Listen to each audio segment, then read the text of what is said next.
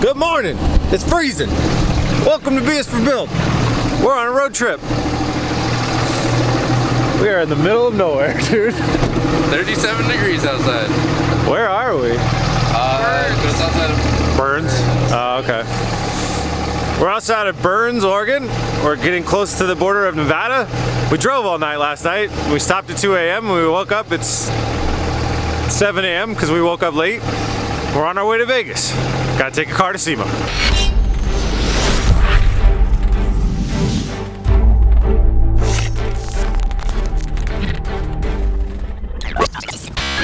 So that was the first time we met up with Eric since we all left Portland yesterday. Basically at the end of the last episode it was about 4 a.m. We drove the car into the truck, he went home, I went home, we got all packed up and stuff like that, got ready, got a little bit of sleep, and then we hit the road till 2 a.m.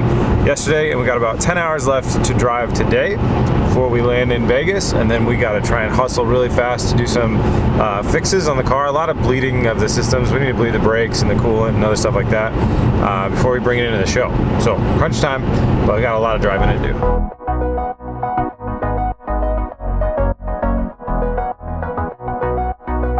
We just stopped for a quick fuel update. This is the weirdest drive I've ever done in between two states because we're driving so out in the middle of the sticks that if you skip the only city that there is and don't get fuel, you will run out of fuel by the time you make it to the next city. It's so bizarre. You're forced to stop everywhere where there's a gas pump and fill up. But we're only 4 hours out, getting close. And I hear that there's a truck stop with a ton of candy like 2 hours from here.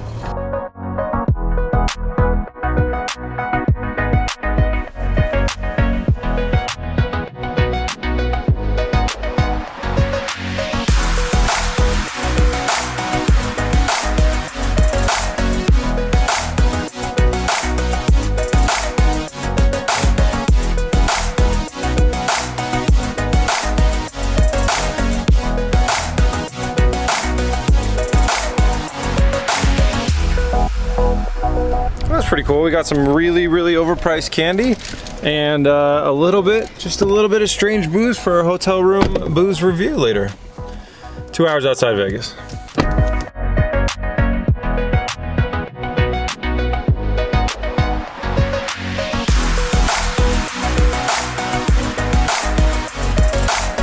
I am so happy to say that we have all made it safely.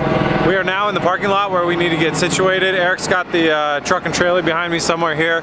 We're just trying to find a spot to kind of, you know, snuggle everything in. And then tomorrow morning we have to unload real early and get to work. So that's, I think, what a lot of, like, you know, the SEMA grind is once you kind of get to Vegas, is just trying to like find parking and then find ways to get your car to the event and then get it into the event. And then hopefully kind of the stress will go down. I don't know.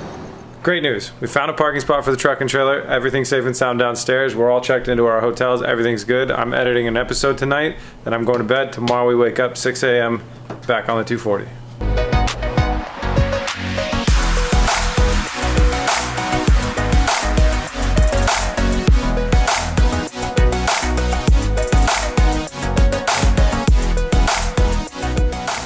Good morning, everybody. Today's move-in day. We have to get the car into SEMA today. We have a couple hours early here in the morning to do some small changes, so we're gonna get the car off the trailer, get into a spot where we can work on it, and try and do some of the changes that we can't do inside SEMA.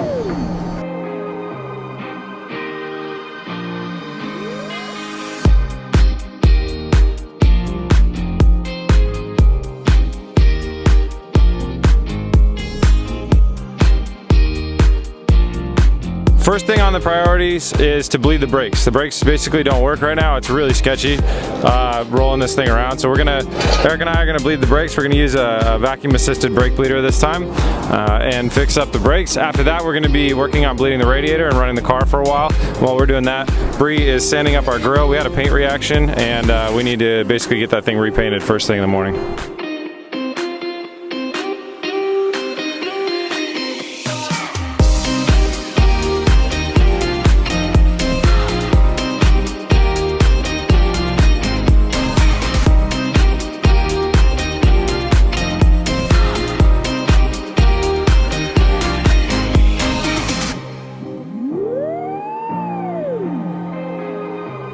Well, we went around and bled the brakes multiple times, but we still have a very, very squishy pedal. We're not really sure what's going on. It's quite a bummer, but it's kind of just unknown as to what's going on with the braking system, and we can't take the whole thing apart right now, so we might have to just deal with it. But we're going to do some test drives and see exactly how bad it really is, because this car is very lightweight, so we don't need a whole lot of stopping power.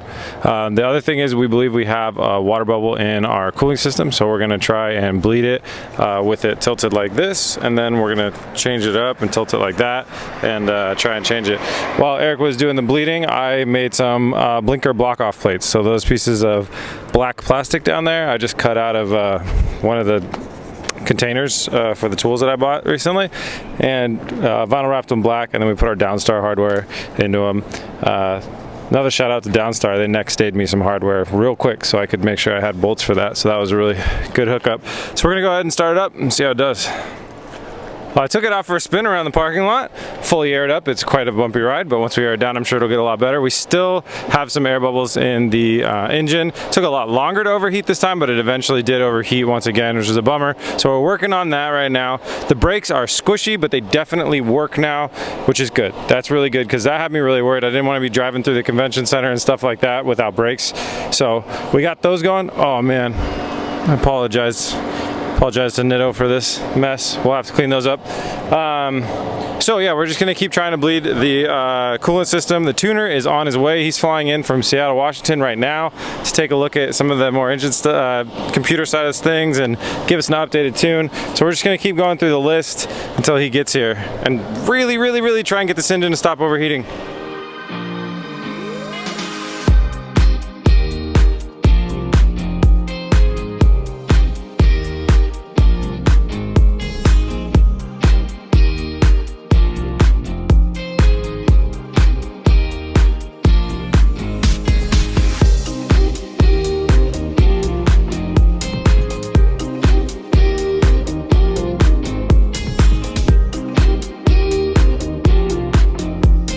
We've used our diagnostic software to read, make sure it's reading engine temps correctly, and it is. We have our oil pressure sensor and our engine temperature sensor, since they're actually identical plugs. Made sure those aren't swapped around. I'm thinking there's still just a weird air bubble in the system that's screwing us up, because the radiator's not getting warm at all, but this is a really big issue. We can't drive to ignite it if our car keeps overheating. So we got to keep just kind of troubleshooting away at it. All right, things are happening. We got our tuner, Zach, here from 22 RPD. I'll put a link in the description. He's in town for Sema to do a bunch of other stuff. He's tuned many cars here for Sema, and he's been kind enough to come out here and try and save our asses. So he already told us a lot of good stuff about the cooling system. It may be that we have an air pocket trapped near the temperature sensor, so it's basically reading the temperature of the air rather than the coolant in the engine, and then the thermostat hasn't opened to cycle everything through, which makes plenty of sense to me. So he's gonna read the ECU, do a bunch of magic, and hopefully save our ass here in the next few minutes so we can get off to Sema.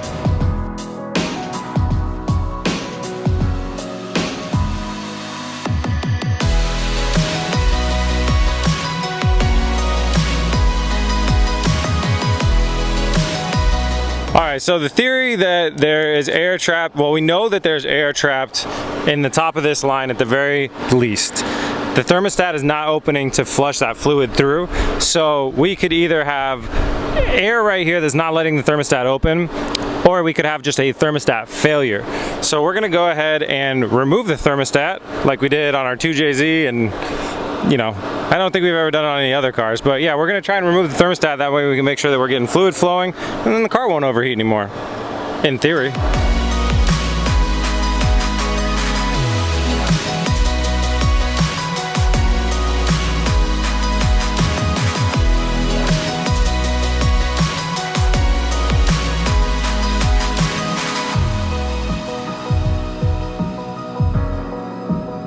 Alright guys, well, we have a very laughable moment here.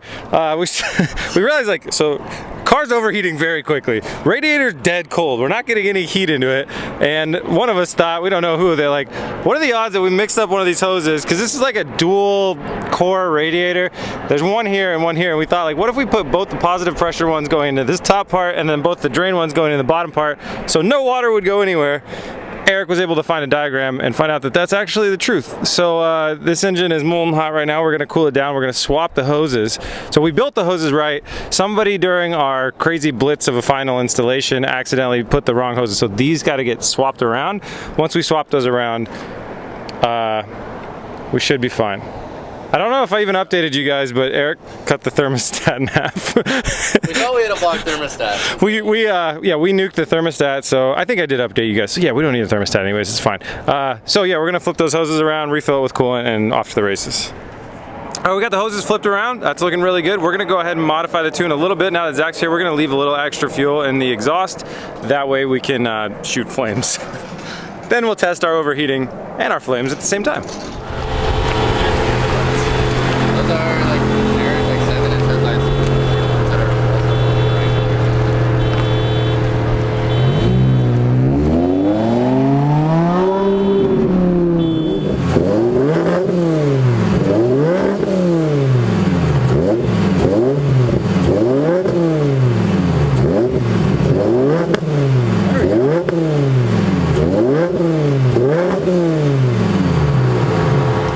Car is working fantastically. The cooling problem is fixed. We got some fun backfiring going on.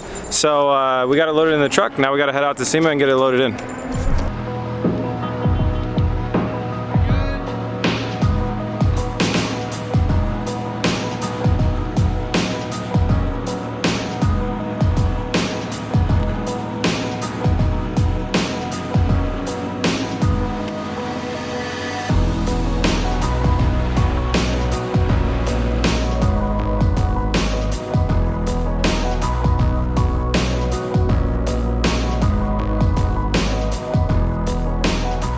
We made it. It was taxing as all hell. We made it. We're aired up, we're dirty. We clean the car tomorrow. I'll bring you guys along for that as well. But we're here. Wow, I caught some sun yesterday. All right, so we're back in the booth. It's a day later. It's cleanup time. So Sema opens to the public tomorrow. We're gonna do the final touches and then I'll show you guys around the car. So like I told you guys, we had temporary tires on some wheels, so we're swapping out the wheels for the wheels with the good, awesome Nitto tires. Again, shout out to Nitto for hooking us up. That was super cool. Their booth is like right around here somewhere. I'll show you guys. Oh, there they are, right behind us. Huge thanks to them. I'm gonna put a link in the description. They make really great quality, affordable tires. So thanks to them. Let's get these on the car and then we'll show you around. All right, guys. Well, this is its sitting place. We've got it all cleaned up. This is kind of the final look before the crowd comes in tomorrow. So tomorrow, Sema opens up to everybody that's got a pass. And I know you guys wanted to see a little bit more like kind of a walk around because we rushed it out yesterday, but here it is. So we're running it with the hood off. We've got it, you know, pretty well cleaned up under here. I'm really happy with a lot of things on this thing. I think what really sticks out to me though is how well we did the interior and how well that came out looking, and you know how good the colors and with the black and the wheels and stuff accent. Like we're really turning heads here, and you know the public hasn't even came in yet. And I'm also just extremely proud that we got it all together. You know, we got everything put together. We got it all the way we wanted to. And hell, yesterday we were driving it around. So I'm gonna keep filming the next few days at Sema, and I'll let you guys know kind of like a little bit more of what it's like to bring a car to Sema and the fun that's involved with that. But that's gonna be it for this one. Road trip to Sema, complete. Cars here, ready for the world. I'm so burnt, I cannot believe it. All right, guys, that's a wrap on this one. Thank you so much for joining us. It's a dream come true. We got it in the booth. I can't wait to see the response. I'll see you guys soon. Peace!